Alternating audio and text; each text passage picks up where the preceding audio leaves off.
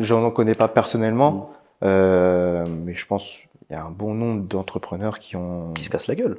Qui tombent et qui ont du mal après à se relever et qui justement après ils savent plus quoi penser.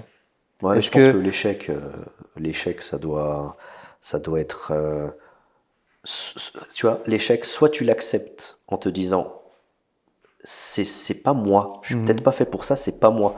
Et c'est plus simple de l'accepter comme ça.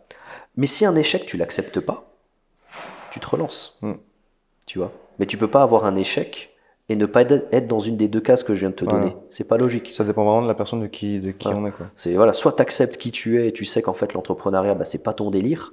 Et dans ce cas-là, tu l'as compris, mais il fallait que tu essayes pour le comprendre. Et ça, il n'y a pas de problème. C'est d'ailleurs un des problèmes qui est un peu reproché au système scolaire et éducatif actuel, c'est qu'on te dit fonce là-dedans, mais tu sais pas si ça te plaît ou pas, tant que t'es pas vraiment dedans. Et après, tu es obligé de le faire pendant 40 ans. Non. Et du coup, il y a des gens qui changent de secteur, bref. Tu vois, tant qu'on n'a pas essayé, on peut pas savoir. Du coup, c'est un entrepreneur, il doit essayer pour savoir si c'est ce qu'il veut faire, et bien qu'il le fasse.